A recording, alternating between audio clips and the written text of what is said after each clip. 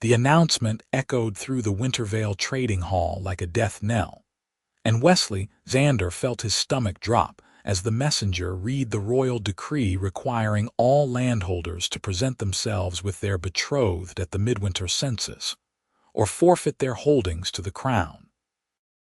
His calloused fingers tightened around the letter he had received that morning, the one informing him that his dead brother's farm now belonged to him, along with all its debts and obligations, including this particular requirement that Thomas had apparently been avoiding for 2 years.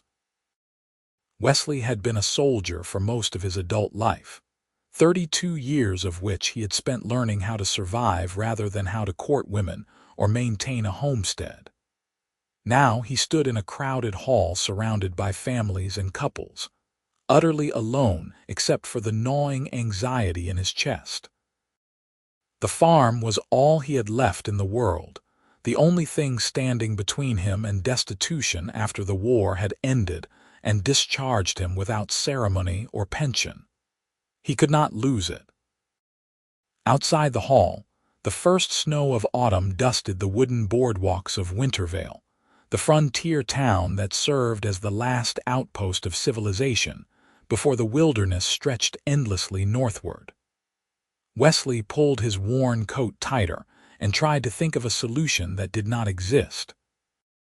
He knew no women well enough to ask such a favor, and even if he did, no respectable woman would agree to a false betrothal, not in a community this small where reputation meant everything. He was so lost in thought that he nearly collided with the figure emerging from the alley beside the trading hall.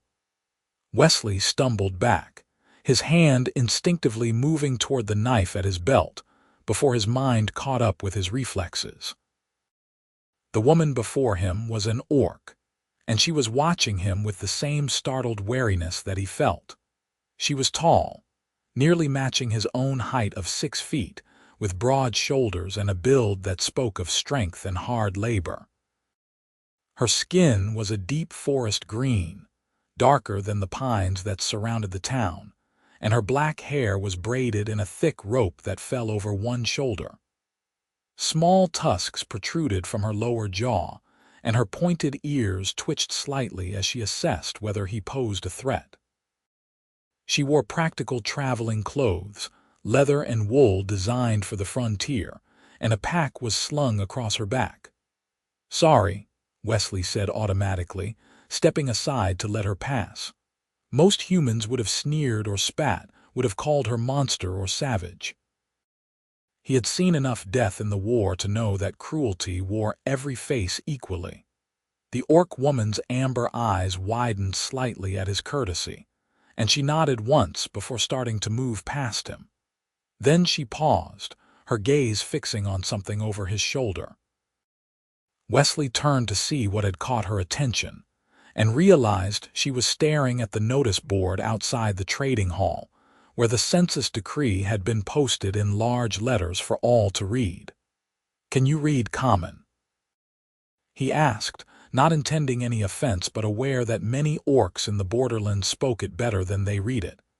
"Yes," she said, her voice low and clear. "I can read it. I just wish I could not."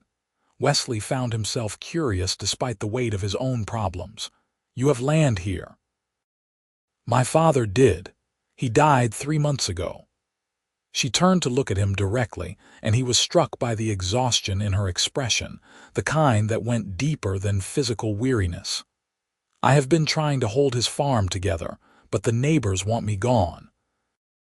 They petition the magistrate weekly, claiming an orc has no right to property. Now this." "The betrothal requirement," Wesley said, understanding immediately. She would have even less chance than he did of finding someone willing to stand beside her before the census takers. "I should not be surprised. The humans here have been waiting for any excuse to take what my father built." Her tone was flat, resigned, but Wesley heard the anger underneath. "I will leave before winter. I will not give them the satisfaction of forcing me out." The idea struck him like lightning, so obvious and absurd that he almost dismissed it out of hand. Almost. But desperation made fools of wiser men than Wesley Xander, and the woman before him clearly needed help as much as he did. The fact that she was an orc would raise eyebrows, certainly, but it was not technically illegal. The decree specified betrothed, not species. "Wait," he said before he could reconsider. "I have a proposal. Well, not a proposal exactly, but a suggestion. A business arrangement." She looked at him with open suspicion. "What kind of arrangement?" Wesley took a breath. "I inherited my brother's farm south of here. The decree applies to me too, and I have no one to present at the census. You need the same thing I do. What if we told them we were betrothed? Just until after midwinter. Then we could quietly end things and go our separate ways." The orc woman stared at him as if he had sprouted a second head. "You are suggesting we pretend to be betrothed? You and I?" "I know it sounds mad," Wesley said quickly, "but think about it. It solves both our problems. You keep your father's farm, I keep my brother's land. We just need to convince them for one inspection, and then we are free and clear." "And you think they will believe that a human veteran would betroth himself to an orc?" Her tone was sharp with disbelief. "Why not? Stranger things have happened on the frontier. Besides, I am new to the area. They do not know me. They do not know my history or my preferences." He met her gaze steadily. "I will be your fake betrothed if you will be mine." She studied him for a long moment, her expression unreadable. Wesley could see her weighing the options, calculating the risks. Finally, she spoke. "My name is Vara. Vara Ironwood, though I no longer use my clan name. If we do this, there will be conditions." "Name them," Wesley said, feeling a flicker of hope. "First, this ends after midwinter. No expectations, no obligations beyond that date. Second, we maintain separate households. I stay on my father's land, you stay on yours. We only appear together when necessary. Third, if this brings trouble to either of us, the other has the right to walk away immediately." Wesley considered her terms and found them more than fair. "Agreed. And I have one condition of my own. When this is over, we part as friends, not enemies. No recriminations, no bitterness. We helped each other survive, and that is enough." Vara extended her hand, and Wesley shook it. Her grip was strong, her palm calloused from work, and the gesture felt more binding than any legal contract he had ever signed. "Then we have an agreement, Wesley Xander," Vara said. "I hope neither of us comes to regret this." They arranged to meet the following day to establish their story and ensure the details aligned.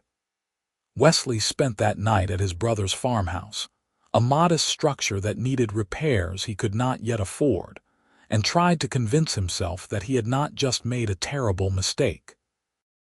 The war had taught him to trust his instincts, and his instincts told him that Vara Ironwood was someone he could rely on. Still, lying to the crown was risky, and if they were discovered, the consequences would be severe. The next morning dawned cold and clear, and Wesley rode his aging horse to the coordinates Vara had given him. Her father's farm was situated in a valley about 5 miles from his own property, accessible by a rough logging road that wound through dense forest. The land itself was beautiful, with cleared fields that showed signs of careful cultivation and a sturdy log house built against the hillside. Smoke rose from the chimney, and he could see a large vegetable garden, now mostly harvested, beside a well-maintained barn. Vara emerged from the barn as he approached, wiping her hands on her trousers. She had been mucking stalls, judging by the smell and the pitchfork leaning against the barn wall. In the daylight, Wesley noticed details he had missed the previous evening. The way her braided hair had small charms woven into it, the thin scar that ran along her jawline, the intelligence in her amber eyes that suggested she missed very little. "You actually came," she said, sounding slightly surprised. "I half expected you to reconsider overnight." "I could say the same about you," Wesley replied, dismounting, "but here we both are." They spent the morning working out their fabricated history. They decided to claim they had met at the Wintervale market 6 months earlier, when Wesley had come to survey his brother's property. The attraction had been immediate but complicated by his military service and her father's declining health. They had kept the relationship quiet out of respect for her father's memory and concern about community reaction, but now circumstances forced their hand. It was a simple story, plausible enough to avoid close scrutiny. "They will ask why we have not married already," Vara pointed out. "Why only betrothed? We say we are waiting until spring after the planting season. That gives us time to prepare properly and combine the households. It is practical, which is how frontier folk think." Wesley paused. "Will your neighbors believe you would betroth yourself to a human?" Vara's expression darkened. "My neighbors already believe I am capable of anything. My mother was human, you know. My father met her during the treaty negotiations after the border wars. She died when I was young, but the fact of her existence makes me suspect to both races. The humans see me as an orc. The orcs see me as tainted by human blood." "I am sorry," Wesley said, and meant it. "That must have been difficult. It was the life I was given. I learned to manage." She looked at him directly. "You have not asked why I stayed here instead of returning to the orc territories. I assumed you had your reasons. It is not my business unless you want to make it so." Something shifted in Vara's expression, a slight softening that suggested his answer had surprised her. "My father loved this land. He spent 20 years clearing these fields, building that house, creating something permanent. I will not abandon it because some humans decided I do not belong, not without a fight." Wesley understood that kind of determination. He had seen it in soldiers who refused to yield even when defeat was certain, who held their ground because the ground meant something. "Then we make sure you do not have to abandon it, whatever it takes." Over the following weeks, they established a routine.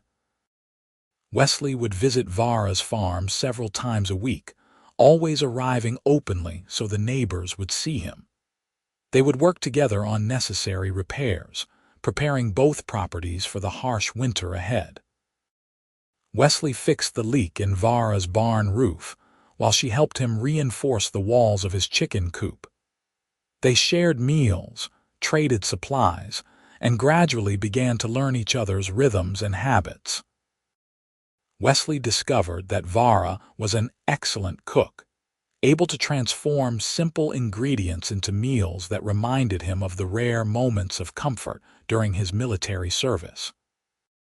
She had a dry sense of humor that emerged unexpectedly. Usually, when he said something she found particularly naive about farming. He learned that she woke before dawn every morning, that she sang while she worked in a language he did not recognize, and that she had inherited her father's skill with animals. Her 2 draft horses, Bramble and Thistle, tolerated her with an ease that suggested deep trust. Vara learned that Wesley had nightmares sometimes, though he never spoke of what caused them. She discovered he was meticulous about maintenance and repairs, unable to leave any task half-finished. He read constantly when he had spare time, worn books about agriculture and animal husbandry that he studied like military manuals. He was unfailingly polite, almost to a fault, and he never once looked at her with the disgust or suspicion she had learned to expect from humans.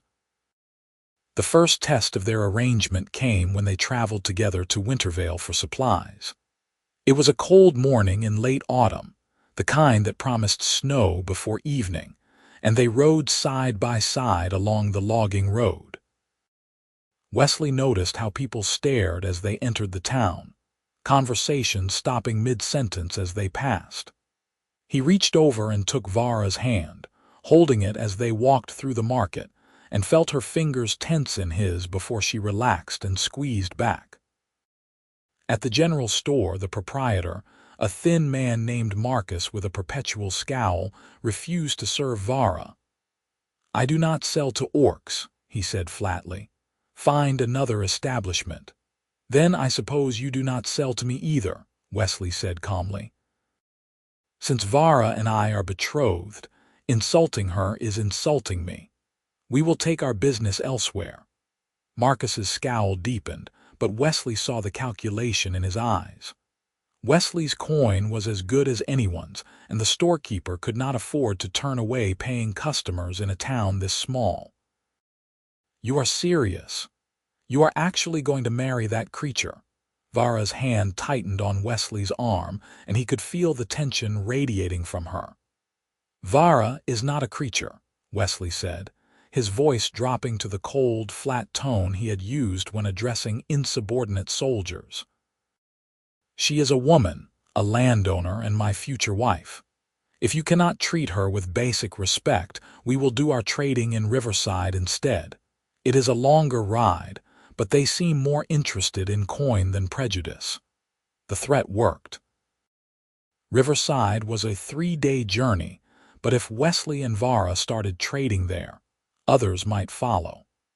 Marcus grudgingly agreed to serve them both, though his displeasure was evident in every transaction.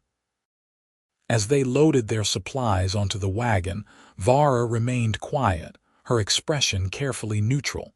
It was not until they were well outside town that she spoke. "You did not have to do that." "Yes, I did. We are supposed to be betrothed, remember?" "No man worth his salt lets someone insult his future wife." Wesley glanced at her. "Besides, he was out of line. You have every right to trade there." "Rights mean little without the power to enforce them," Vara said. "I have learned that lesson many times, maybe. But today you had someone willing to enforce them with you. That is what this arrangement is about, is it not? We are stronger together than separate." Vara looked at him for a long moment, something unreadable in her amber eyes. "You are not what I expected, Wesley Xander." "I could say the same about you, Vara Ironwood." As autumn deepened into early winter, their charade became more elaborate. They attended the harvest festival together, enduring stares and whispers with practiced indifference. Wesley introduced Vara to the few farmers who were willing to be civil, and she reciprocated by sharing her father's old trade connections with him. They presented a united front, and slowly, grudgingly, some of the community began to accept their relationship as genuine. But it was the small, private moments that began to shift something in Wesley's understanding of their arrangement. The way Vara laughed when his chicken escaped and led him on a ridiculous chase around the yard. The evening she taught him a card game her father had invented, one that made no sense but was absurdly entertaining. The morning he found her asleep in her father's chair, a half-repaired harness in her lap, and covered her with a blanket rather than wake her. He began to look forward to their time together in a way that had nothing to do with their practical agreement. He found himself thinking about her when he was alone at his farm, wondering what she was doing, whether she needed help with any tasks. When they worked side by side, their movements developed an easy synchronization, passing tools without needing to ask, anticipating each other's needs. Vara felt the shift too, though she tried to ignore it. She told herself it was simply gratitude, appreciation for the first human who had treated her with consistent kindness. But gratitude did not explain the way her heart lifted when she saw Wesley riding up her path, or the disappointment she felt when visits were cut short by weather or obligation. It did not explain why she found herself taking extra care with her appearance on days she knew he would visit, or why she had started baking the honey bread he particularly liked. The turning point came during the first true snowstorm of winter. Wesley had ridden to Vara's farm in the morning, intending to help her reinforce the chicken coop before the weather turned. They had been working for about an hour when the snow began, light flurries at first that quickly intensified into a blinding white curtain. Within minutes, visibility dropped to a few feet, and the wind howled with a ferocity that promised danger to anyone caught outside. "Get inside," Vara shouted over the wind, grabbing Wesley's arm. "You cannot ride home in this. You will freeze before you make it half a mile." Wesley did not argue. They stumbled through the snow to her house, bursting through the door with a blast of cold air and snow. Vara bolted it behind them and immediately began building up the fire in the hearth while Wesley stripped off his wet outer layers and hung them to dry. The wind rattled the windows and snow piled against the walls with alarming speed. "This is going to last a while," Vara said, peering out the window. "Could be days. I hope you did not have pressing business at your farm." "Nothing that cannot wait. The animals have enough feed and water for several days, and the house is secure." Wesley moved closer to the fire, rubbing his hands together. "I am sorry to impose on your hospitality. Do not be ridiculous. I would not send an enemy into that storm, much less someone who is supposed to be my betrothed." Vara pulled out a pot and began preparing soup from dried vegetables and smoked meat. "Besides, I could use the company.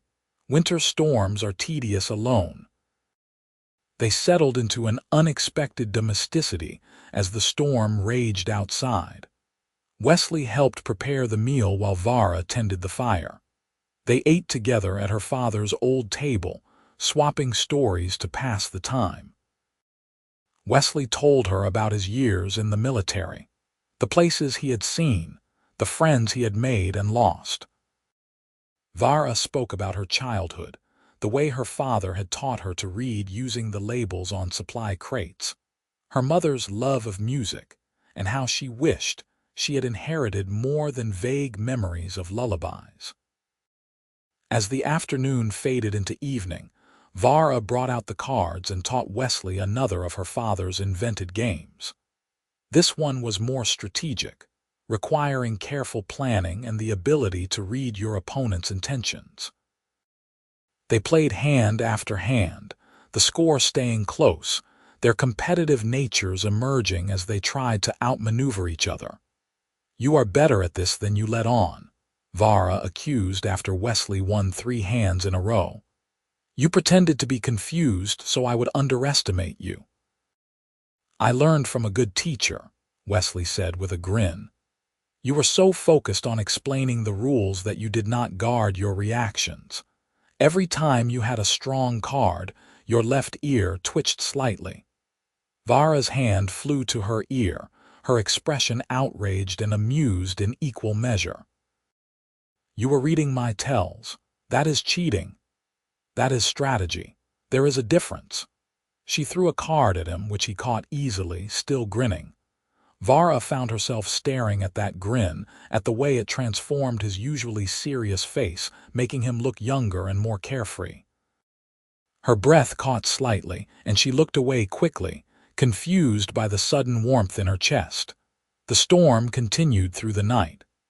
Wesley slept on the floor by the fire, wrapped in blankets Vara provided, while she retreated to her father's old bedroom. But sleep eluded both of them. Wesley lay awake listening to the wind and thinking about the woman sleeping in the next room, about how natural it had felt to spend the day with her, how much he had laughed. Vara stared at the ceiling and tried to remind herself that this was temporary, that Wesley was helping her out of necessity, not genuine affection. The reminder felt hollow. The next morning brought no respite from the storm. If anything, the snow fell heavier, and drifts piled as high as the windows in places. They were completely snowed in, with visibility so poor that even checking on the barn animals was dangerous. Wesley and Vara spent the day maintaining the fire, preparing meals and finding ways to occupy themselves in the small space. It was during a lull in the storm, when the wind died down enough for them to check on the barn, that disaster nearly struck. Wesley accompanied Vara to feed and water the horses, both of them bundled in every layer they owned. They were returning to the house when Wesley heard it, a sharp cracking sound that sent cold fear through his veins. "Run!" he shouted, grabbing Vara's arm and pulling her forward. A massive branch, weighted down by snow and ice, was breaking free from one of the old pines beside the house. They sprinted through the deep snow, but Vara stumbled, her foot catching on a buried root. Wesley did not hesitate. He shoved her forward out of the branch's path and tried to follow. Almost made it. The branch caught him across the shoulders and back, driving him face first into the snow.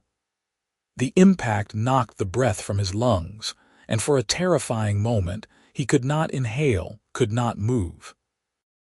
Then Vara was there, rolling the branch away with desperate strength, pulling him up and half dragging, half carrying him toward the house. Inside, Vara laid Wesley on the floor by the fire and immediately began checking for injuries. He had managed to turn at the last second, taking most of the impact on his shoulder rather than his head or spine, but the damage was significant. His shoulder was already swelling, the flesh darkening with bruises, and he could barely lift his arm. "I am fine," Wesley managed, though his grimace contradicted the words. "You are an idiot," Vara said sharply, her hands gentle despite her tone as she examined the injury. "You could have been killed. So could you. That branch would have hit you directly if you had not moved."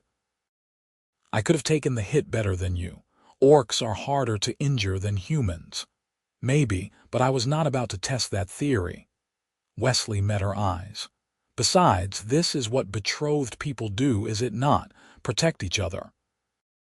Vara stared at him, her expression cycling through anger, fear, and something softer that made Wesley's breath catch for reasons that had nothing to do with his injury. "We are not really betrothed," she said quietly. "This is pretend, remember?" "Right," Wesley said, though the words felt wrong. "Pretend." Vara carefully helped him out of his coat and shirt, her touch clinical as she assessed the damage. The bruising was spectacular, spreading across his shoulder blade and upper back in shades of purple and black.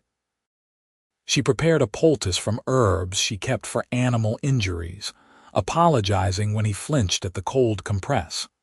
Then she bound his shoulder with strips of clean linen, immobilizing the joint to prevent further damage. "You need to rest," she told him. "No heavy work for at least a week, probably longer. That means you are staying here until the storm breaks and I can assess whether you can safely ride home. I cannot impose on you for that long. You already are, and you just saved me from serious injury. Let me repay the debt by making sure you heal properly." Vara's expression brooked no argument. "Besides, if you try to maintain your farm with one arm, you will only hurt yourself worse. At least here I can keep an eye on you." Wesley wanted to protest, but the throbbing in his shoulder convinced him to accept her logic. He let Vara settle him on the bed in her father's room, propped up with pillows so he could rest without putting pressure on the injury. She brought him water and food, checked his bandages regularly, and made sure he stayed warm and comfortable. Over the next 3 days, as the storm finally began to subside, Wesley discovered what it was like to be cared for by Vara without the pretense of their arrangement between them. She was attentive without being overbearing, finding small ways to make him comfortable. She read to him from her father's collection of books, her voice carrying a warmth he had never noticed before. She taught him words in the Orcish language, laughing at his clumsy pronunciation. She sat with him in the evenings, playing cards using a makeshift board so he could participate one-handed, and Wesley found himself falling. Not gradually, not slowly, but all at once, like tumbling down a hillside with no way to stop. He was falling for Vara's strength and competence, for the way she hummed while she cooked, for the tenderness in her hands when she changed his bandages. He was falling for her laugh, her intelligence, her unwavering determination to build a life despite every obstacle thrown at her. He was falling, and he had no idea how to stop or even if he wanted to. Vara felt it too, the shift in the air between them. She caught herself watching Wesley when he dozed, memorizing the lines of his face, the silver threading through his dark hair. She found excuses to touch him, adjusting his pillows, brushing snow from his hair, her fingers lingering longer than necessary. When he looked at her, she saw something in his eyes that made her heart race and her defenses crumble. This was not pretend anymore, not for her. Maybe it never had been. On the fourth day after the storm, the sun finally emerged, bright and blinding on the pristine snow. Wesley's shoulder was healing well enough that he could move without too much pain, though Vara insisted he continue to rest. They were eating breakfast when they heard the sound of horses approaching. Vara went to the window and cursed softly. "It is Magistrate Holbrook and 2 census officers. They must be making early rounds before the midwinter assembly." Wesley stood carefully, moving to stand beside her. Through the window, they could see 3 riders approaching, their horses struggling through the deep snow. The magistrate was a portly man in his 50s, wrapped in expensive furs that marked him as someone who rarely experienced hardship personally. The census officers were younger, carrying satchels and wearing the official insignia of the crown. "This is it," Wesley said quietly. "Our first real test." Vara nodded, her expression determined. "Then let us give them a performance they will believe." She opened the door as the men dismounted, her demeanor polite but guarded. "Magistrate Holbrook, I was not expecting visitors so soon after the storm." "Miss Ironwood," the magistrate said, his tone carefully neutral. "I apologize for the intrusion, but we are conducting early census interviews. The storm has put us behind schedule, and we wanted to verify the status of property holders before the midwinter assembly." His gaze moved past her to Wesley, and his eyebrows rose. "I was not aware you had company." "This is Wesley Xander," Vara said, "my betrothed." The magistrate's expression shifted to open surprise, and the 2 census officers exchanged glances. "Your betrothed? I had heard rumors, but I confess I did not believe them. This is quite unexpected." "Why unexpected?" Wesley asked, moving to stand beside Vara. His shoulder throbbed, but he kept his expression calm. "Vara and I have been courting for several months. We intended to keep the matter private until after her father's death was properly mourned, but the census requirements accelerated our announcement." One of the census officers, a young woman with sharp eyes, studied them both carefully. "You are the new holder of the Xander property south of here." "I am. I inherited my brother's farm after his death this past summer." "And you expect us to believe that you, a human veteran, formed a betrothal with an orc woman? Forgive my skepticism, but such arrangements are extraordinarily rare." "Rare does not mean impossible," Wesley said evenly. "Vara and I met at the Wintervale market. We discovered we had much in common. Both of us recent property holders, both struggling to maintain farms alone, both outsiders in this community. The attraction developed naturally." Vara reached over and took Wesley's hand, the gesture appearing casual but sending a jolt of awareness through them both. "Wesley has been kind to me when few others have. He treats me with respect and dignity. Why would I not wish to bind my life to his?" The magistrate looked between them, clearly trying to determine if they were sincere. "I must say, this is highly irregular. There will be questions at the assembly. Some in the community already object to Miss Ironwood holding property. This relationship will only intensify their concerns." "Then they are welcome to voice those concerns through proper legal channels," Wesley said. But Vara has every right to her father's land, and I have every right to choose my own wife. If the law says otherwise, I would like to see the specific statute." The census officer made notes in her ledger, still watching them with suspicion. "You understand that false betrothal is considered fraud against the crown. The penalties are severe." "We understand," Vara said firmly, "but this is not false. Wesley and I intend to marry in the spring after the planting season. We will combine our households at that time." The magistrate sighed, clearly not entirely convinced but unable to find a specific reason to challenge them. "Very well. I will record your betrothal in the census. However, you will both need to appear at the midwinter assembly in 3 weeks to confirm this arrangement publicly. Failure to do so will result in forfeiture of your properties." "We will be there," Wesley assured him. After the officials departed, Vara closed the door and leaned against it, exhaling slowly. "That was close. I think the census officer suspected something." "Maybe, but suspicion is not proof. We gave them nothing concrete to challenge." Wesley moved to the window, watching the riders disappear into the trees. "The real test will be the assembly. We need to be completely convincing then." Vara turned to look at him, something uncertain in her expression. "Wesley, when you told them we intended to marry in the spring, you sounded very convincing, almost as if you meant it." Wesley was quiet for a moment, watching the snow outside.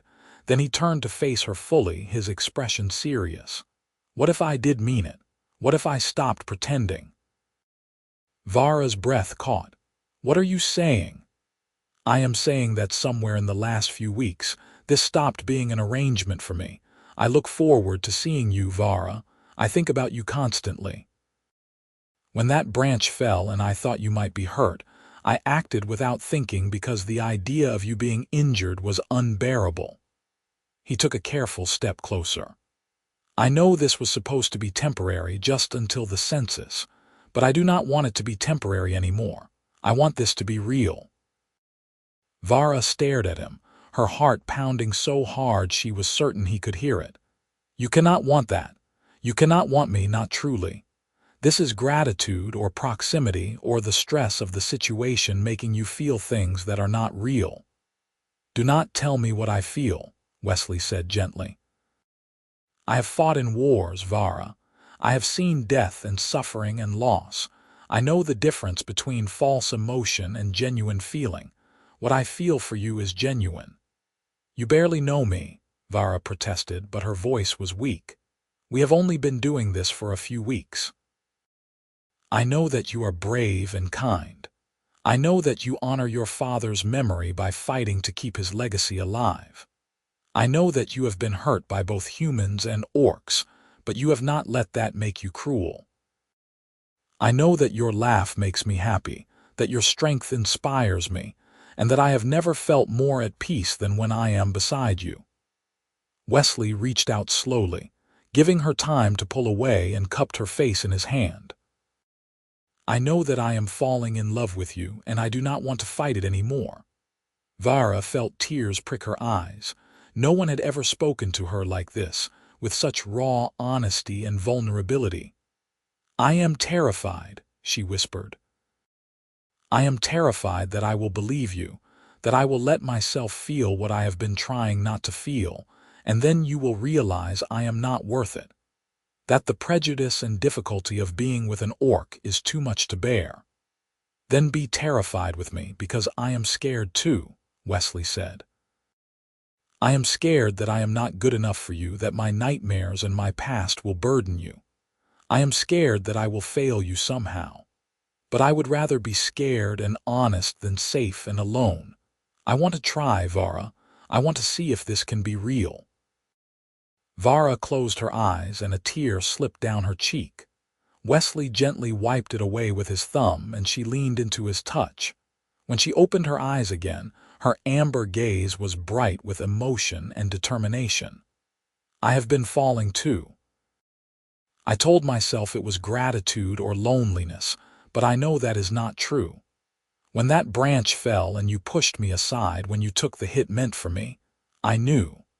I knew that you were willing to protect me not because of our agreement, but because you cared. And I realized that I cared too. So much that it frightens me. Then we face the fear together, Wesley said. No more pretending. This is real now for both of us. Vara reached up and covered his hand with her own, holding it against her face. Real, she repeated, as if testing the word. Then slowly, she rose up on her toes and kissed him. The kiss was tentative at first, both of them uncertain, but then Wesley's arm wrapped around her waist and pulled her closer. Vara's hands moved to his chest, careful of his injured shoulder, and the kiss deepened. It was tender and passionate, filled with weeks of suppressed longing and the relief of finally acknowledging what they felt. When they finally pulled apart, both of them were breathing hard, their foreheads resting together. That was worth waiting for, Wesley murmured, and Vara laughed. The sound filled with joy.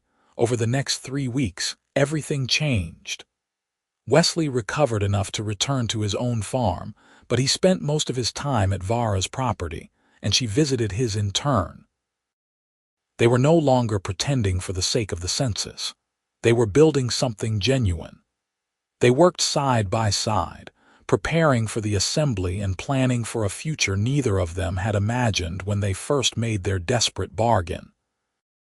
They talked for hours about their hopes and fears, sharing parts of themselves they had kept hidden. Wesley told Vara about the war, about the friends he had lost, and the guilt he carried. She held him through a nightmare one night when he stayed over after helping repair her fence, her presence and soft words anchoring him until the darkness receded. Vara told Wesley about the isolation of her childhood, about the orc clan that had rejected her mother and the human communities that feared her. He listened without judgment, his understanding a balm to wounds she thought would never heal. They also discovered the simple joy of being together. They cooked meals as a team, with Wesley handling tasks that required precision and Vara managing anything that needed strength. They taught each other skills. Wesley showed Vara how to maintain weapons properly, while she taught him the orcish techniques for leather working that her father had passed down. They took long walks through the snowy forest, and Wesley learned to read the signs of wildlife the way Vara did, seeing the landscape through her experienced eyes. And they kissed, often and enthusiastically, making up for the weeks they had spent denying their attraction. Wesley loved the way Vara smiled against his lips, the soft sound she made when he pulled her close. Vara loved his gentleness, the way he always made sure she was comfortable, the reverence in his touch as if she was something precious. Their physical affection grew naturally, both of them content to explore slowly, learning what made the other sigh or laugh or pull them closer. The night before the midwinter assembly, Vara came to Wesley's farm for dinner. They had decided to arrive together the next morning, presenting a unified front. The evening was cold but clear, with stars bright overhead, and Wesley had prepared his best approximation of a festive meal using preserved goods and dried herbs. "This is actually quite good," Vara said, surprised. "When did you learn to cook like this? Army cooking is terrible, so I paid attention whenever someone showed skill in the kitchen. Figured I would need it if I survived to civilian life." Wesley poured them both water from his well, wishing he had something more celebratory to offer. "Tomorrow is important. Are you ready? As ready as I can be. Some of the community will never accept us, but enough will that we should be able to maintain our properties." The magistrate seemed resigned if not pleased. Vara paused. "Wesley, what happens after tomorrow?" "Assuming everything goes well with the census." "What do you want to happen?" Wesley asked carefully. Vara set down her fork and met his eyes. "I want what you said. I want this to be real. I want to actually marry you in the spring, to combine our households, to build a life together. But only if that is what you want too. I will not trap you into something because of gratitude or obligation." Wesley reached across the table and took her hand. "Vara, I love you. I think I started falling the moment you agreed to this mad scheme, and I have been falling deeper every day since. Marrying you would not be a trap. It would be the best decision I could possibly make. You love me." Vara's voice was barely above a whisper, her eyes wide. "I love you," Wesley confirmed. "Your strength, your courage, your kindness. The way you sing while you work, and the way you challenge me when I am being foolish. I love that you see me for who I am, not just a veteran or a landowner, but a man trying his best to be worthy of you. I love everything about you, Vara Ironwood, and I want to spend the rest of my life proving it." Vara stood abruptly, circling the table to stand before him. Wesley rose to meet her, and she cupped his face in her hands, her amber eyes bright with unshed tears. "I love you too. I did not think I could love anyone, not after years of rejection and isolation, but you changed everything. You saw me as a person worth knowing, worth defending, worth loving. You make me believe I can have the life my father wanted for me, one of peace and belonging." They kissed then, deep and passionate, pouring all their emotion into the connection. Wesley pulled Vara close, his hand spanning her waist, and she wrapped her arms around his neck, careful of his healing shoulder. When they finally broke apart, both of them were smiling, tears of happiness on Vara's cheeks. "So we do this for real," Wesley said. "Tomorrow we confirm our betrothal before the assembly, and in the spring we marry." "We do this for real," Vara agreed. "Together." The midwinter assembly was held in Wintervale's largest building, a community hall that served multiple purposes throughout the year. By the time Wesley and Vara arrived, the room was already crowded with property holders and their families. The magistrate sat at the head table with the census officers, and several prominent community members flanked them. The atmosphere was tense, with many eyes turning toward the doorway as Wesley and Vara entered hand in hand. They found seats near the middle of the room, projecting confidence despite the hostile stares. Wesley kept Vara's hand in his thumb tracing soothing circles on her palm. He could feel her tension and wanted her to know he was there, that they faced this together. The magistrate called the assembly to order and began working through the census confirmations. One by one, property holders presented themselves and their families, confirming marriages, births, deaths, and betrothals. The process was tedious, and Wesley felt Vara's anxiety growing as their turn approached. Finally, the magistrate called their names. Wesley Xander and Vara Ironwood. "Please come forward." They rose together and walked to the front of the hall, facing the magistrate and the assembled community. Wesley felt every eye on them, felt the weight of judgment and prejudice. But he also felt Vara's hand in his, steady and strong, and he drew courage from her presence. "Wesley Xander, you claim betrothal to Vara Ironwood. Is this correct?" the magistrate asked formally. "It is," Wesley said clearly, his voice carrying through the hall. "Vara and I are betrothed and intend to marry in the spring. Vara Ironwood, you confirm this betrothal?" "I do," Vara said, her voice equally firm. "Wesley Xander is my betrothed, and I intend to become his wife." Before the magistrate could continue, a man stood abruptly in the back of the hall. Wesley recognized him as one of Vara's neighbors, a farmer named Joseph who had been vocal in his opposition to her land ownership. "Magistrate, I must object. This betrothal is clearly a fraud designed to circumvent the census requirements. No human in his right mind would truly betroth himself to an orc." A murmur ran through the crowd, some agreeing, others curious. The magistrate frowned. "That is a serious accusation, Joseph. You have evidence of fraud. Common sense is evidence enough. Look at them. A human and an orc claiming love. It is absurd. They are lying to keep their properties. Wesley felt anger flare but kept his voice level. What is absurd is the assumption that love must follow narrow human definitions. Vara and I have been building a relationship for months. We share values, goals, and genuine affection. The fact that we are different species is irrelevant to the depth of our connection. Prove it then, another voice called out. If this is real, prove you actually care for the creature. Wesley turned to face the crowd, his patience fraying. Vara is not a creature. She is a woman of intelligence, strength, and compassion. She honors her father's memory by maintaining his farm despite constant harassment from neighbors who should know better. She has faced prejudice her entire life and remained kind. She works harder than most men I know and asks nothing from anyone except basic respect. He paused, letting his words sink in. I care for her because she is remarkable, not despite her heritage. And if anyone in this room cannot understand that, the failure is yours, not ours. Vara squeezed his hand, and when he looked at her, her eyes were shining with love and pride. She turned to address the assembly.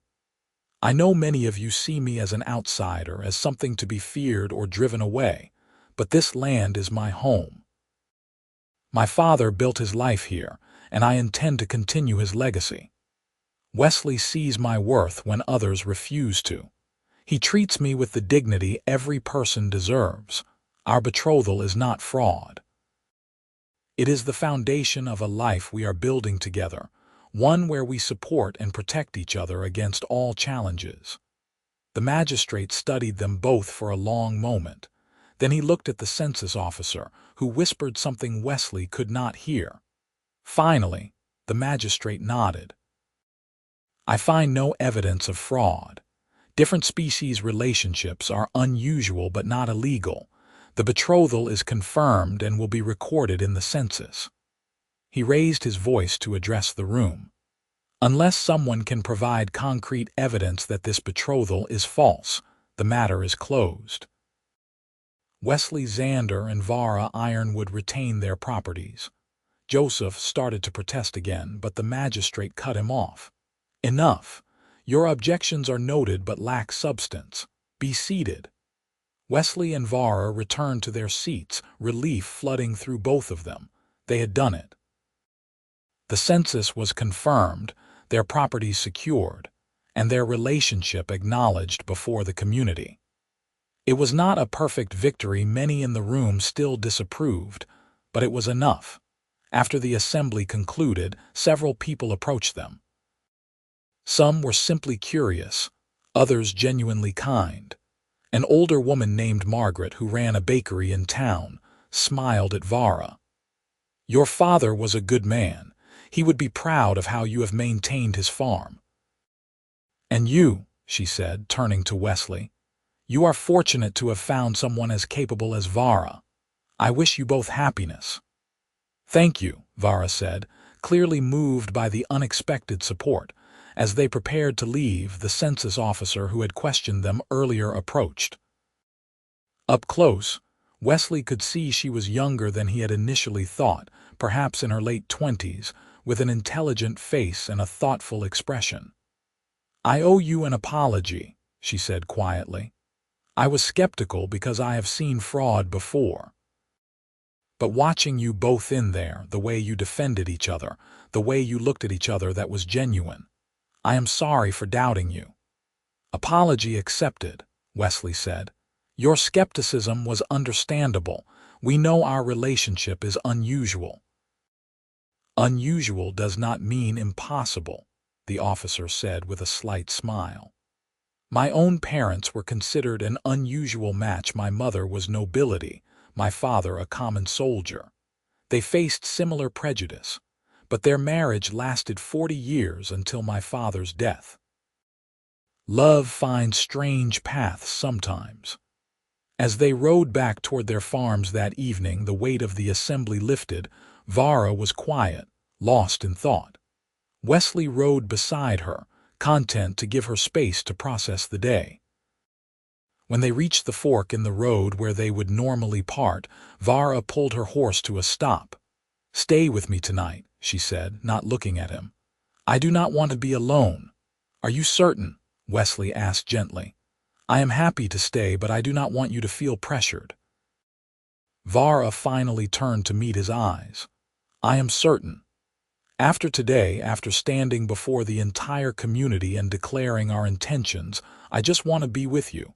Nothing improper, I just need your presence." "Then I will stay," Wesley said simply.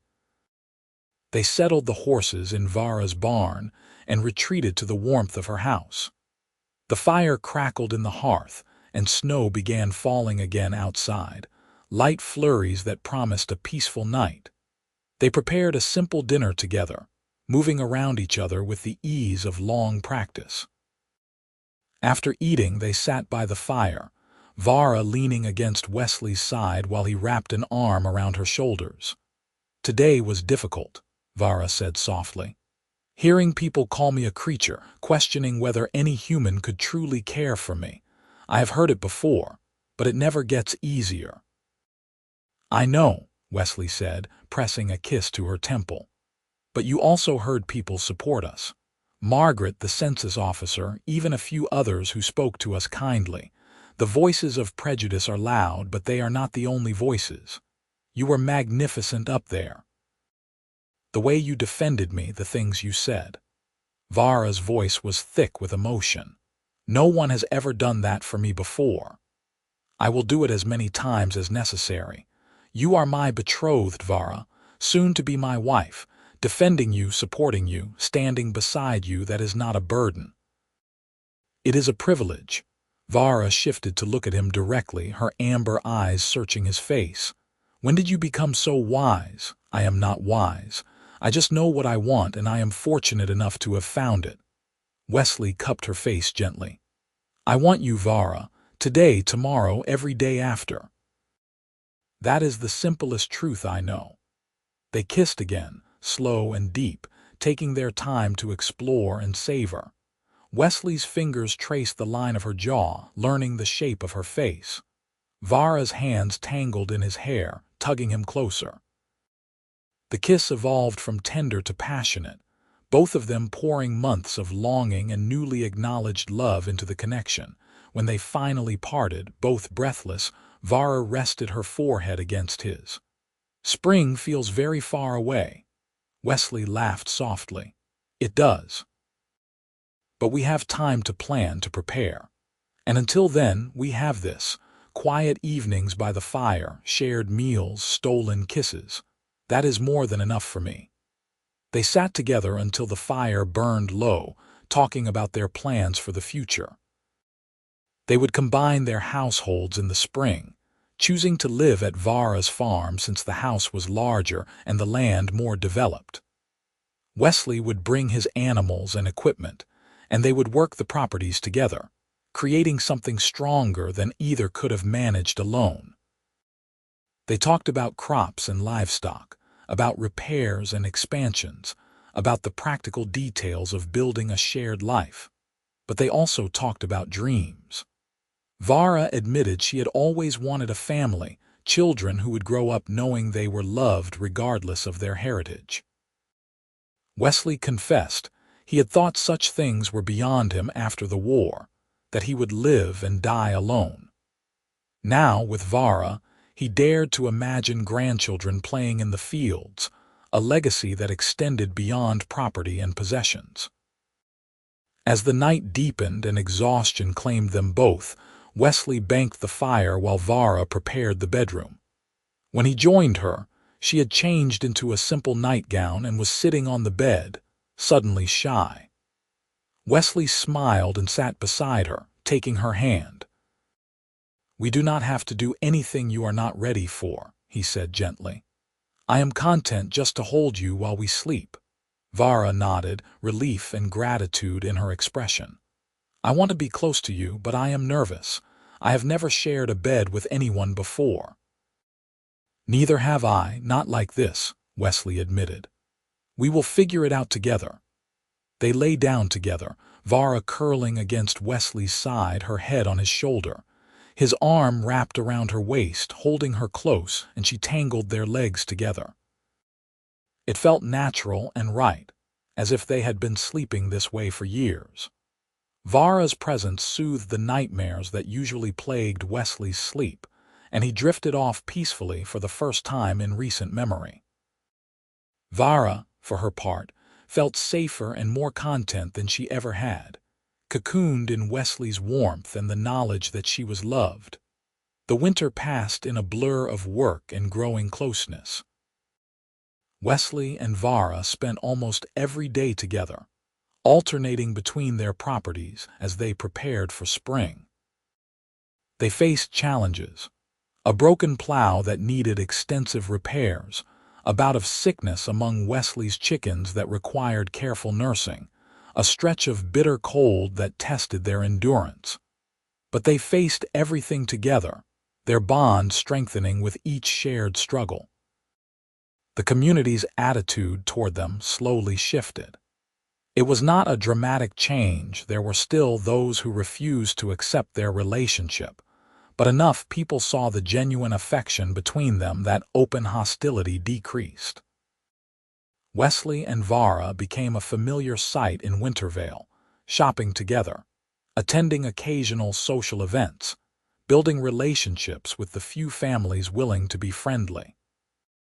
Margaret the baker became a particular ally, often slipping them extra bread or pastries and defending them when others gossiped.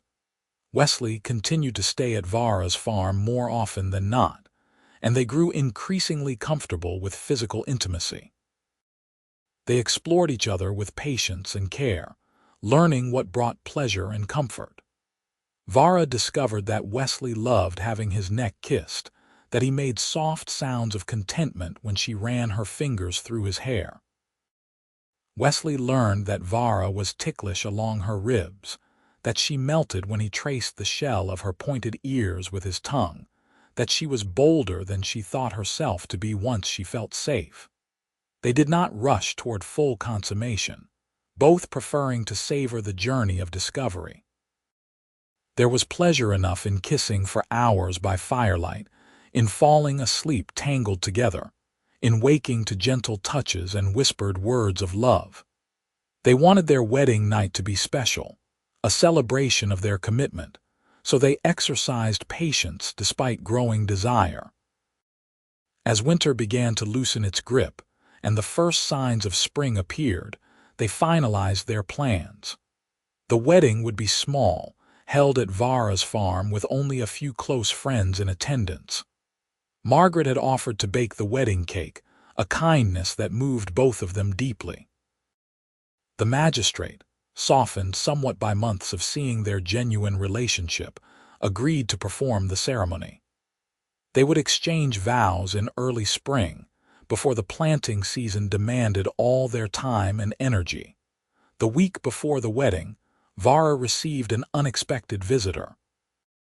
Wesley was at his own farm, gathering the last of his belongings for the move, when a lone orc rider approached Vara's property. She recognized him immediately, her uncle Thuron, her father's brother and a leader in their former clan.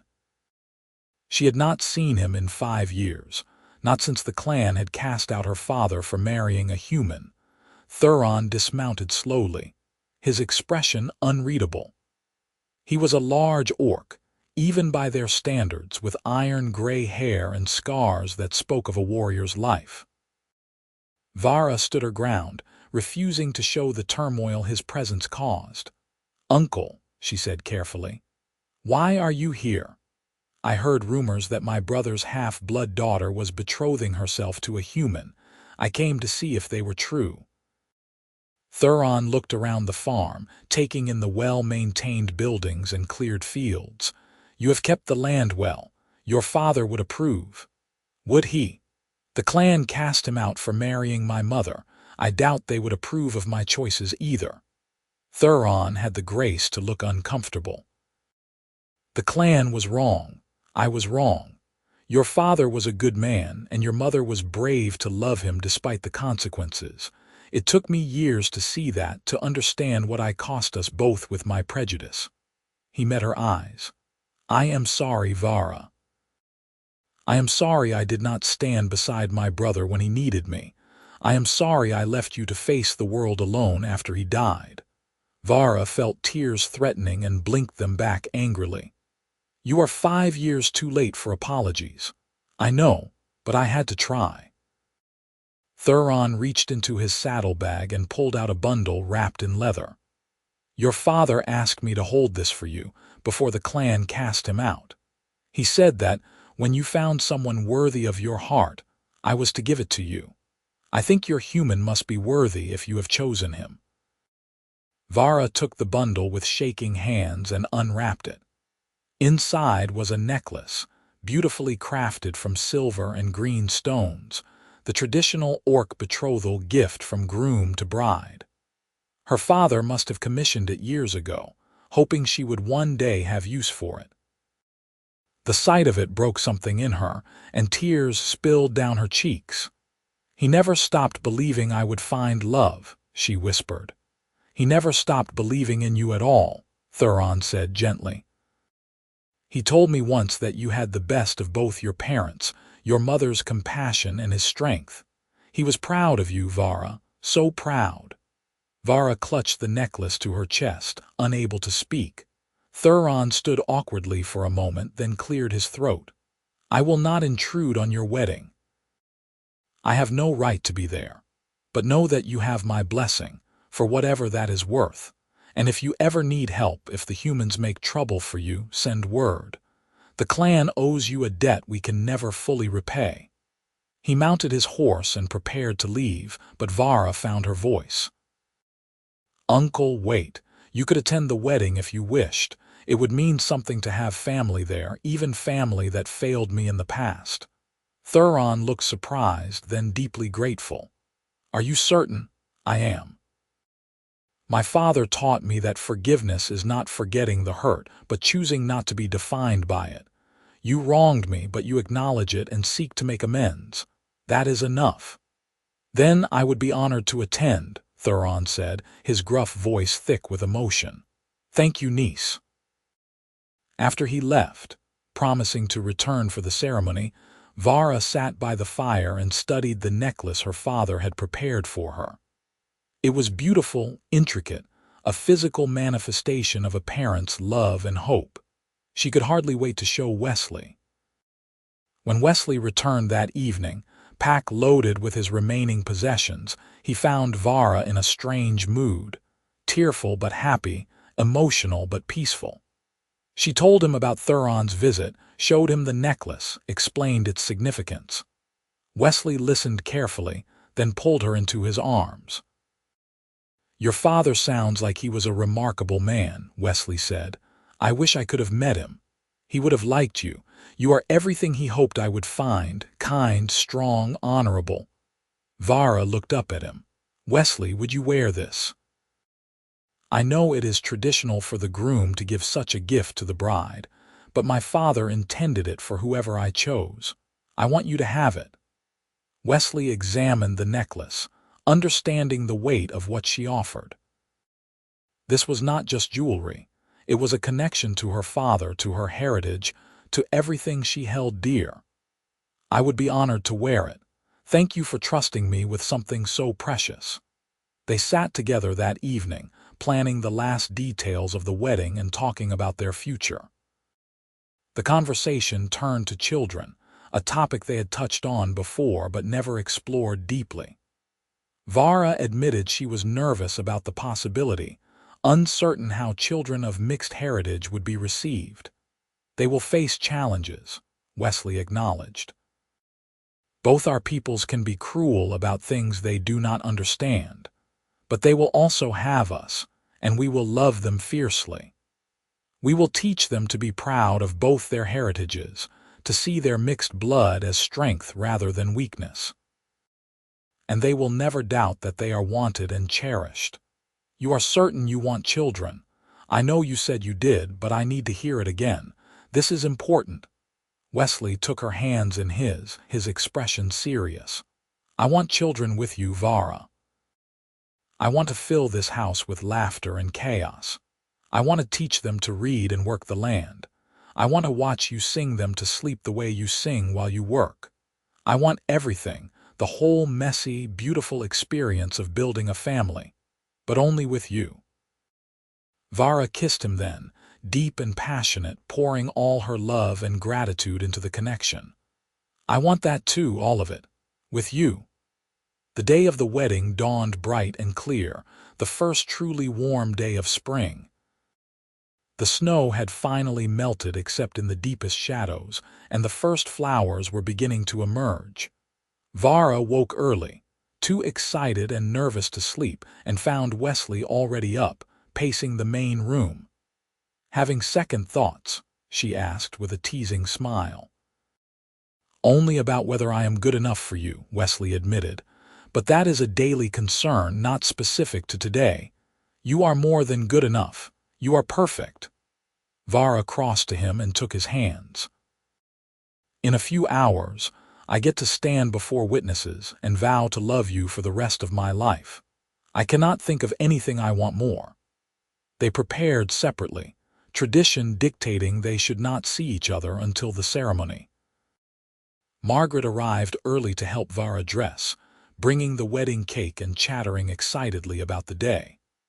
Vara wore a simple but elegant dress in deep green, a gift from Margaret that had belonged to her own daughter. The necklace her father had left her hung around her neck, and she braided flowers into her hair. Wesley dressed in his best clothes, plain but clean, and tried not to let his nerves show. His few friends from the area arrived to support him, including a fellow veteran named Samuel who had settled nearby. Samuel helped Wesley adjust his collar and offered encouragement. "You are doing the right thing," Samuel said. "Anyone can see you two are well matched. Different species or not, love is love." The ceremony was held in the clearing beside Vara's house, where spring flowers grew wild and the forest provided a natural canopy. About 20 people attended, a mix of the few community members who supported them and Thuron, representing Vara's family. The magistrate stood at the front, looking more comfortable than he had at the assembly months earlier. When Vara emerged from the house, Wesley's breath caught. She was beautiful, radiant with happiness, and he felt overwhelmed by the knowledge that she had chosen him, that this remarkable woman wanted to bind her life to his. Vara walked toward him slowly, her eyes locked on his face, seeing the love and awe there reflected in her own heart. They stood facing each other, hands clasped, while the magistrate began the ceremony. He spoke of commitment and partnership, of building a life together through challenges and joys. Then he invited them to speak their own vows. Wesley went first, his voice steady despite his emotion.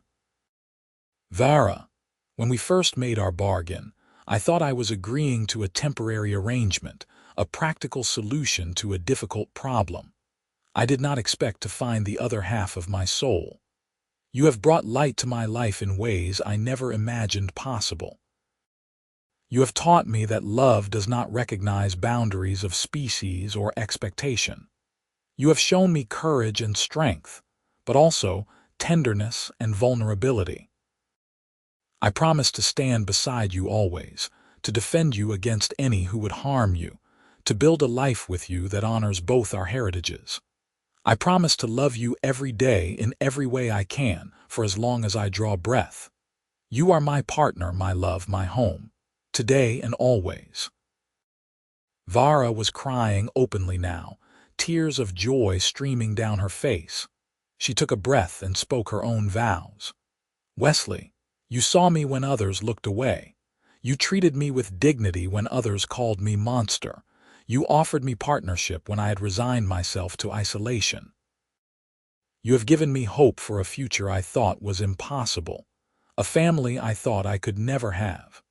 I promise to stand beside you through every season of our lives. I promise to support your dreams as you support mine." I promise to love you with all the fierce devotion my father taught me, with all the compassion my mother showed me. You are my courage, my joy, my heart, today and always." The magistrate smiled, clearly moved despite his usual formality. "By the authority vested in me by the crown, I declare you husband and wife. Wesley, you may kiss your bride." Wesley pulled Vara close and kissed her deeply, not caring who watched or what they thought. Vara wrapped her arms around his neck and kissed him back with equal passion, both of them laughing and crying at once. The small crowd applauded, and even Thuron, stoic warrior that he was, wiped at his eyes. The celebration that followed was simple but joyful. Margaret's cake was delicious, a honey-vanilla confection that everyone praised. They shared a meal of roasted meat and vegetables, bread and cheese, simple frontier fare made special by the occasion. Wesley and Vara danced together in the clearing, moving to music played by a fiddler who had come from town. They were not graceful dancers, but they did not care, too happy to worry about technique. As the sun began to set and guests started to depart, Thuron approached Vara one last time. "Your father would be so proud," he said gruffly. "You have built something beautiful here, niece. Protect it fiercely." "I will," Vara promised. "Thank you for coming. It meant more than you know." After the last guest left, Wesley and Vara stood together in the clearing, watching the stars emerge in the darkening sky. The day had been perfect, better than either had dared hope, and now they had the rest of their lives stretching before them. "Are you ready to start our married life, Mrs. Xander?" Wesley asked, using her new name for the first time. Vara smiled. "I am ready for anything as long as you are beside me." They retreated to the house, to the bedroom they would now share as husband and wife. What followed was tender and passionate, a joining of bodies and hearts that sealed their vows in the most intimate way. Wesley was patient and gentle, ensuring Vara's comfort and pleasure even as his own desire threatened to overwhelm him. Vara was bolder than she expected, her love for Wesley making her brave. They explored and discovered, finding joy and connection that exceeded anything they had imagined. Afterward, they lay tangled together, both glowing with satisfaction and contentment. Vara traced patterns on Wesley's chest while he played with her braided hair, neither wanting to sleep and end the perfect day. "I love you," Vara whispered. "I will never tire of saying it." "I love you too," Wesley replied, "and I will never tire of hearing it." They eventually drifted to sleep, wrapped in each other's arms, secure in the knowledge that they had found something rare and precious. A love that transcended all boundaries, a partnership built on respect and trust, a future limited only by their shared dreams. The days turned to weeks, the weeks to months, and Wesley and Vara settled into married life with surprising ease. They combined their properties officially, working the land together and building their shared household. Wesley's animals integrated with Vara's, and they planned crop rotations and livestock management as a team. The physical labor was demanding, but they thrived on it, falling into bed exhausted each night and waking content beside each other each morning. The community's attitude continued to soften. Seeing Wesley and Vara's obvious devotion and the success of their combined farm, more families began to accept them. They would never win over everyone. There would always be those who clung to prejudice, but they carved out a place for themselves, respected if not always understood. Other mixed heritage couples, rare but not unknown, began to approach them for advice or support, seeing in Wesley and Vara proof that such relationships could work. Summer brought the first major test of their marriage. Vara discovered she was pregnant, a development that filled them both with joy and terror in equal measure. They had hoped for children eventually, but had not expected it to happen so quickly. The pregnancy was difficult, Vara suffering from sickness and exhaustion that left her bedridden for weeks. Wesley took over all the farm work, hiring temporary help when necessary, and nursed his wife with devoted patience. "I am sorry," Vara said one evening, frustrated by her own weakness. "You should not have to do everything alone." "We are partners," Wesley reminded her, bringing her tea and bread. "Sometimes one of us carries more weight. Right now, it is my turn. When the baby comes, you will do things I cannot. That is how marriage works." As Vara's health improved and her pregnancy progressed, they prepared for parenthood with a mix of excitement and apprehension. They converted the small storage room into a nursery, building a cradle from oak and sewing tiny clothes. Wesley read every book on childbirth and infant care he could find, determined to be prepared. Vara shared stories of Orcish parenting traditions, wanting their child to know both cultures. The baby was born on a crisp autumn morning, after a long and difficult labor that left Wesley terrified and Vara exhausted. But when he held their daughter for the first time, a tiny creature with green-tinged skin, small nubs where tusks would eventually grow, and her father's gray eyes, Wesley felt his heart expand in ways he had not known possible. "She is perfect," he whispered, tears streaming down his face. "Vara, she is absolutely perfect. What should we name her?" Vara asked, exhausted but glowing with happiness. They had discussed names for months without reaching agreement, but looking at their daughter, Wesley knew exactly what felt right. Rose. Like the flowers in the clearing where we married. Something beautiful that grows despite harsh conditions, that thrives through determination and strength. "Rose Xander," Vara said, testing the name. "I love it. Hello, little Rose. Welcome to your family." Rose proved to be a healthy, active baby with her mother's strength and her father's curiosity. She grew quickly, reaching milestones early, and from the beginning showed a personality that was entirely her own. She laughed easily, charmed everyone she met, and demonstrated an early affinity for animals that delighted both parents. Wesley and Vara fell into the exhausting rhythm of new parenthood, taking turns with nighttime feedings and finding moments of intimacy whenever Rose allowed. The community's reaction to Rose was mixed. Some saw her as proof that mixed unions could produce beautiful, healthy children. Others viewed her as an abomination, evidence that such relationships should be forbidden. Wesley and Vara learned to ignore the latter, focusing on the families who welcomed Rose and treated her with kindness. Margaret became an honorary grandmother, doting on Rose and offering parenting advice drawn from her own experiences. As Rose grew from infant to toddler, Wesley and Vara marveled at how their lives had transformed.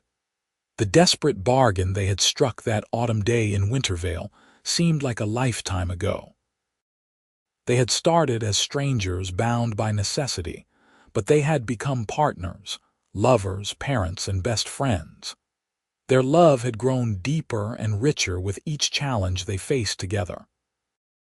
One evening, when Rose was 2 years old and finally asleep after an energetic day, Wesley and Vara sat on their porch watching the sunset. It was late autumn again, the same season when they had first met, and the air carried that distinctive chill that promised winter was coming. "Do you ever think about what would have happened if we had not met?" Vara asked, leaning against Wesley's side. "Sometimes. I would probably still be struggling alone on my brother's farm, barely scraping by. I certainly would not be happy." Wesley kissed the top of her head. "What about you?" "I would have lost my father's land. I would have been driven out before winter, probably would have died trying to survive in the wilderness. Or I would have returned to the Orc territories and lived as an outcast." Vara tilted her face up to look at him. You saved my life, Wesley. In every way that matters. We saved each other, Wesley corrected gently. I was just as desperate as you were. We found each other when we both needed someone most, and we built something neither of us could have created alone. They sat in comfortable silence, watching the stars emerge. Inside, they could hear Rose's soft breathing through the open window, the sound that had become the rhythm of their lives. The farm around them was thriving, the result of years of hard work and partnership. They had overcome every obstacle: prejudice, isolation, financial hardship, the challenges of parenthood. And they had done it together, their love the foundation that made everything else possible. I want more children, Vara said suddenly. I know Rose is still young, but I want her to have siblings. I want this house full of laughter and chaos, just like you said when we were planning our wedding. Wesley smiled. Then we will have more children, as many as you want, as many as we can love and support. Rose would make an excellent big sister. She would bully them mercilessly, Vara said with a laugh. She has too much of my personality and my stubbornness. Those future children do not stand a chance. They laughed together, imagining their growing family, and then went inside to their home. The house that had once belonged to Vara's father now belonged to them, filled with evidence of their shared life. Wesley's books on the shelves, Vara's leather working tools in the corner, Rose's toys scattered across the floor. It was messy and imperfect and absolutely wonderful. As they prepared for bed, moving through the routines that had become second nature, Wesley caught Vara watching him with an expression of such profound love that it made his breath catch. "What?" he asked, suddenly self-conscious. "I am just thinking about how grateful I am. For you, for Rose, for this life we have built. When you made that offer in Wintervale to be my fake betrothed, I never imagined it would lead here. I never imagined I could be this happy." Wesley crossed to her and pulled her into his arms, holding her close. "I am grateful too. Every single day, I wake up amazed that I get to love you, that you chose me. You are my greatest blessing, Vara. You and Rose and whatever future children we have. This family is everything I ever wanted and things I did not know I could hope for." By winter neither of them was pretending anymore, Vara said softly, quoting the story that people in town now told about them. "That is what they say about us, that we started as a practical arrangement and ended in real love. They are not wrong. Though I think I stopped pretending much earlier than winter. Probably from the very beginning, if I am being honest with myself." Wesley smiled. "I saw you in that alley and something in me recognized you, not as an orc or a stranger, but as someone who could matter. Someone who would change my life. And I saw a man who treated me with basic human decency and thought it was extraordinary because it was so rare." Vara cupped his face in her hands. "You raised my standards for what I deserved, Wesley. You taught me that I was worthy of love and respect. You gave me back my hope." They kissed then, deep and passionate, a kiss that led them to bed and to the physical expression of their love. Even after years of marriage, the connection between them remained electric, each touch meaningful, each moment precious. They loved each other thoroughly and fell asleep tangled together, as they always did, two hearts beating in perfect synchronization. The years continued to pass, marked by the rhythm of seasons and the milestones of family life. Vara did become pregnant again, giving birth to a son they named Thomas after Wesley's brother.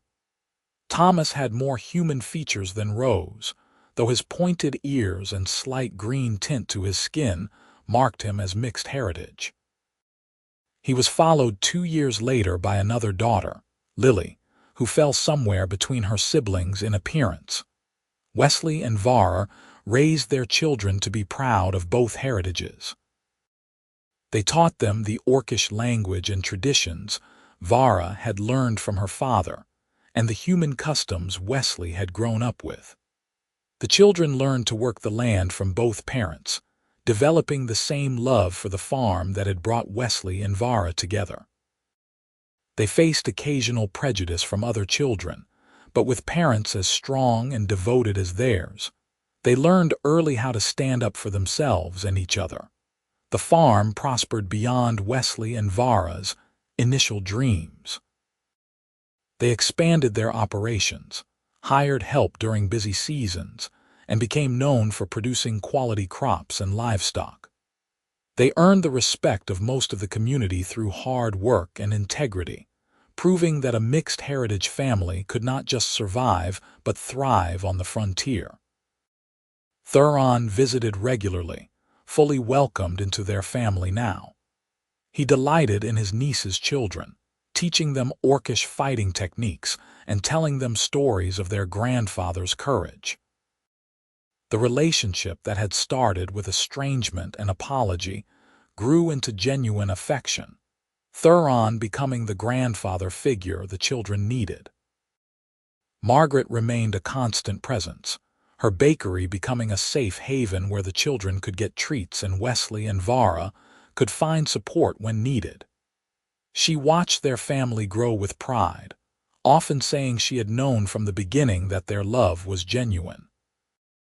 Other families who had initially been skeptical became friends, particularly as their own children played with Rose, Thomas, and Lily, and saw them as regular kids rather than half-blood oddities. But it was not all easy. There were still those in the community who refused to accept them, who spread vicious rumors or made life difficult in petty ways. Wesley and Vara protected their children as best they could, while teaching them that prejudice was a failure of those who practiced it, not those who suffered from it. They emphasized the importance of choosing kindness even when faced with cruelty, of being proud of who they were without needing approval from those who would never offer it. One particularly difficult incident occurred when Rose was 7. She came home from town in tears after a group of older children had cornered her and called her horrible names, telling her she was a mistake and did not belong anywhere. Wesley and Vara held their daughter while she cried, rage and heartbreak warring within them. But they channeled those emotions into teaching Rose about her worth, about the strength she carried in her mixed heritage. "You are not a mistake," Vara told her daughter fiercely. "You are a gift, a bridge between two peoples who have been at odds too long." Those children are afraid of what they do not understand, and they respond to fear with cruelty. But you do not have to accept their judgment. You define yourself, Rose, and you are magnificent.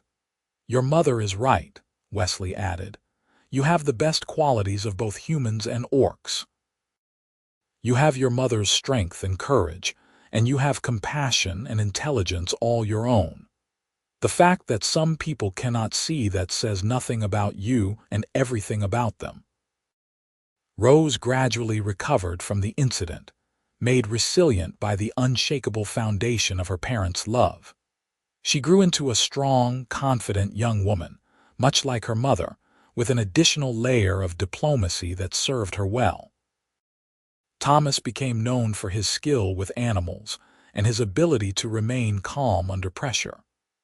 Lily showed artistic talents that neither parent possessed, spending hours drawing and carving designs into wood.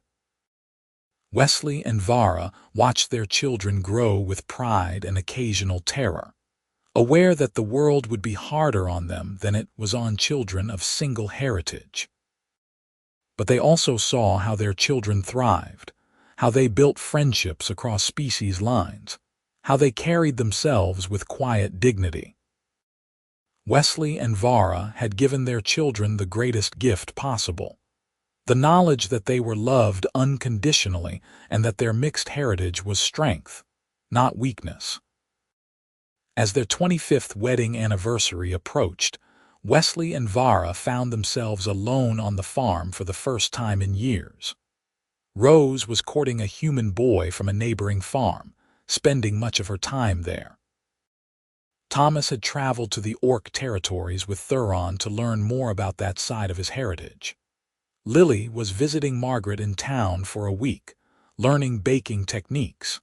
The house felt strange without the constant noise and activity of children, but Wesley and Vara welcomed the brief respite.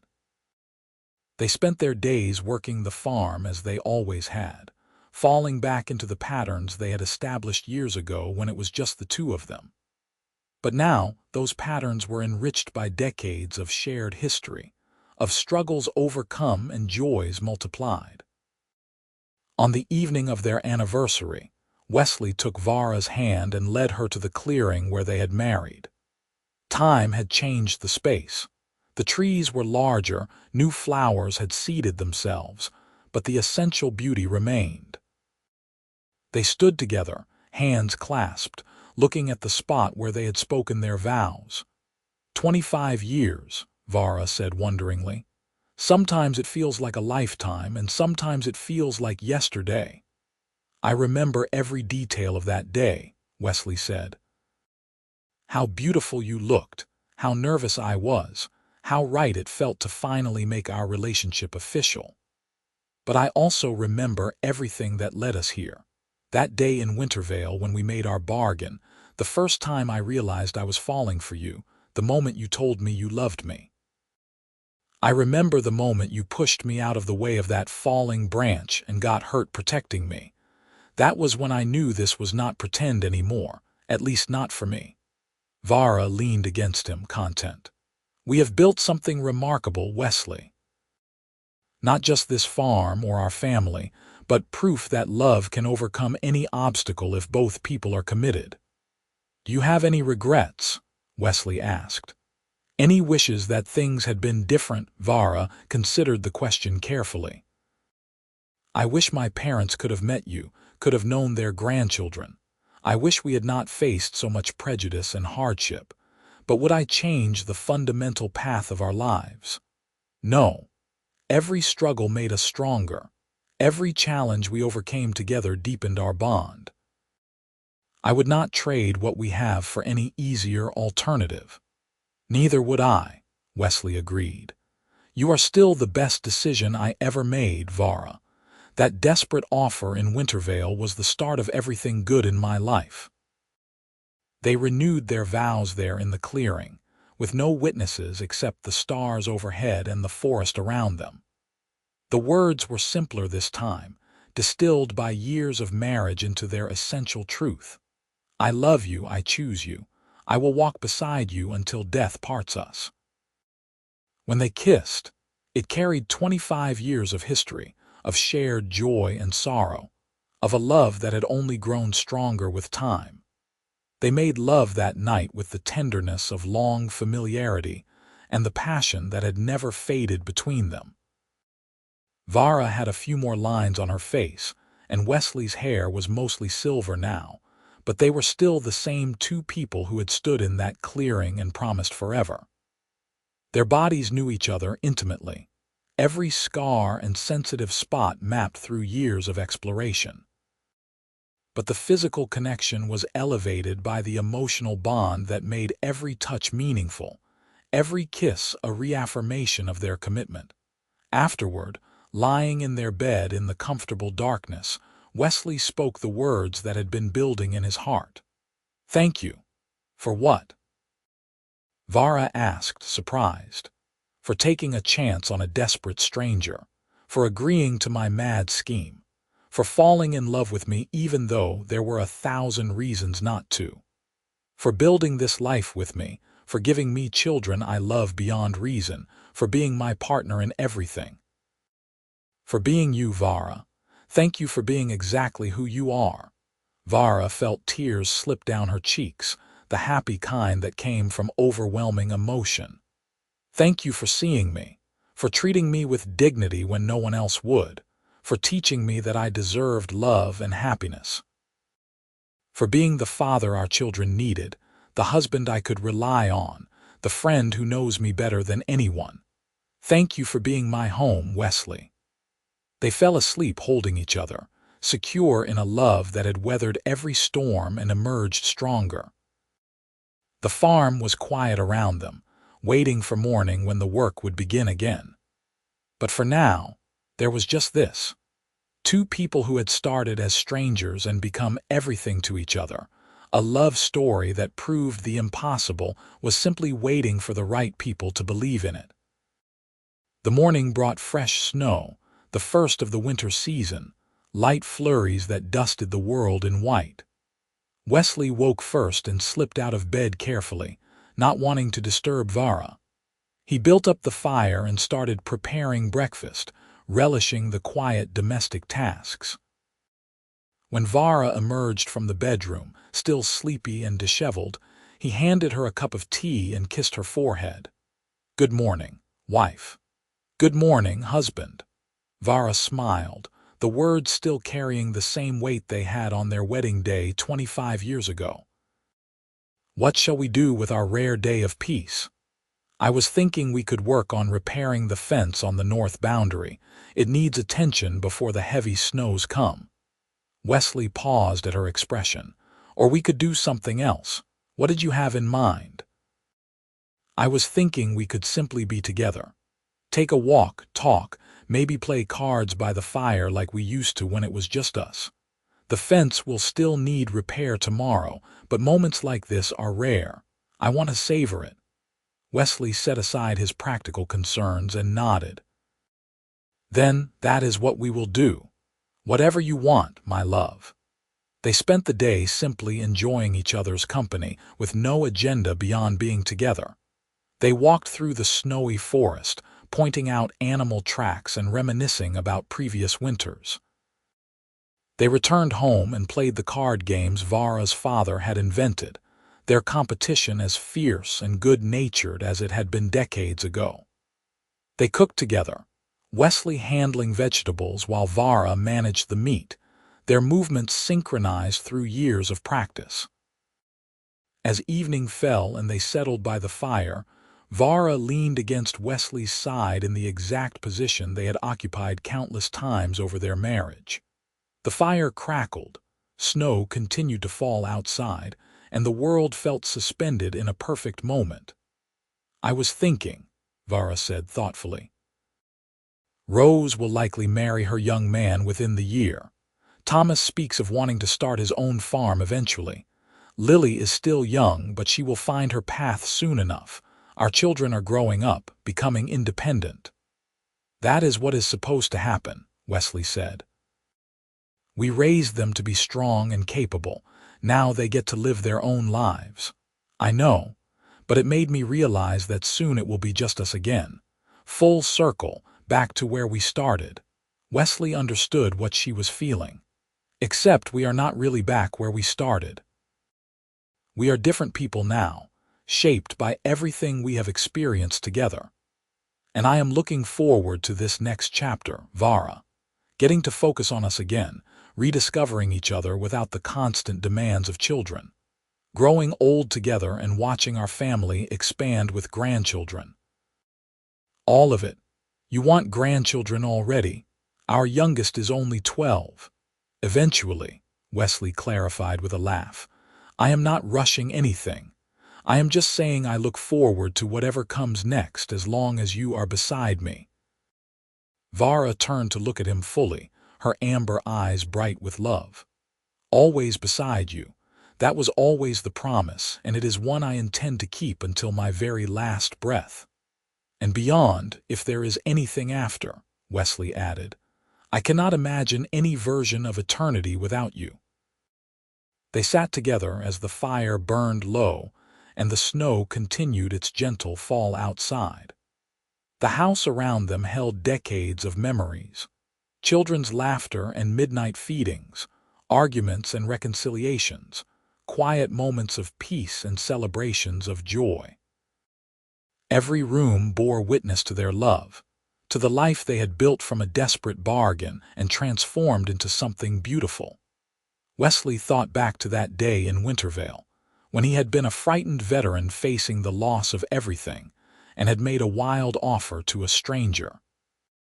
He had called it a business arrangement, a practical solution to mutual problems. He had promised it would be temporary, that they would part ways after the census. He had never imagined it would lead here, to a love that defined his entire existence, to a family that filled his heart beyond capacity, to a sense of belonging he had never experienced before. Vara thought about the woman she had been, isolated and angry, bracing for the loss of her father's farm, resigned to a life of loneliness. She had accepted Wesley's offer out of desperation, expecting nothing beyond a temporary reprieve. She had never imagined she could love anyone, much less a human who saw past her green skin and tusks to the person beneath. She had never imagined she could build a family that honored both her heritages, or create a home where love mattered more than species. "I will be your fake betrothed," Wesley said softly, echoing the words that had started everything. "That is what I told you." And by winter, neither of us was pretending anymore, Vara completed the story. "We stopped pretending and started living. Best decision I ever made." "Best decision we ever made," Vara corrected. "We chose this together. We chose love over convenience, commitment over safety, hope over resignation. We chose each other, Wesley. Every day for 25 years we have chosen each other, and I will keep choosing you for whatever time we have left." Wesley pulled her closer, pressing a kiss to her temple. "Then we will face whatever comes together, just like we always have. The children growing up and leaving, the farm changing, our bodies aging, all of it. Together." "Together," Vara agreed, the word a promise and a prayer. The snow continued to fall outside their warm home, blanketing the farm in peaceful white. Inside, Wesley and Vara sat by the fire, hands clasped, hearts intertwined, two souls who had found each other when both most needed saving. What had started as pretense had become the truest thing in either of their lives. What had been intended as temporary had become eternal, and what had seemed impossible had proven to be exactly right. Their love story was not told in grand gestures or dramatic declarations, though those had their place. It was told in the dailiness of life, morning tea shared in comfortable silence, hands held while walking through snow, laughter over shared jokes that no one else would understand, the quiet certainty of coming home to someone who saw all of you and loved what they saw. It was told in the family they had built, the legacy they would leave, and the proof they offered that love recognized no boundaries except those people created.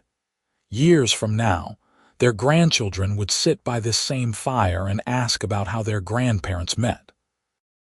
And Wesley and Vara would smile at each other before beginning the story. It started with a desperate offer in an alley in Wintervale. "I needed help, and your grandfather was foolish enough to provide it, or wise enough. The line between the two has always been blurry with us."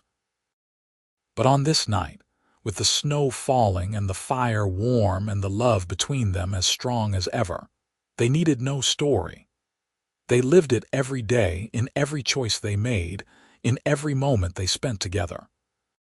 From fake betrothal to genuine love, from strangers to soulmates, from desperate bargain to blessed union, their journey had been remarkable. And it was far from over. The future stretched before them, full of grandchildren to spoil and quiet evenings to enjoy and challenges yet to face. But whatever came, Wesley and Vara would face it the way they had faced everything for the past 25 years. Together, united, two hearts beating as one. The fake betrothal had become the realest thing in either of their lives, and neither would have changed a single moment of the journey that brought them here. As they finally banked the fire and prepared for bed, walking hand in hand to the room they had shared for so long, Wesley paused in the doorway. "I love you, Vara Xander, today and always." "I love you too, Wesley Xander, today and always." And in those simple words lived the truth of their extraordinary love, constant, unwavering, eternal. What had started as pretend had become more real than anything else in their world. The fake betrothal had given way to genuine love, and by that long-ago winter when they had stopped pretending, they had found everything they would ever need. They had found each other,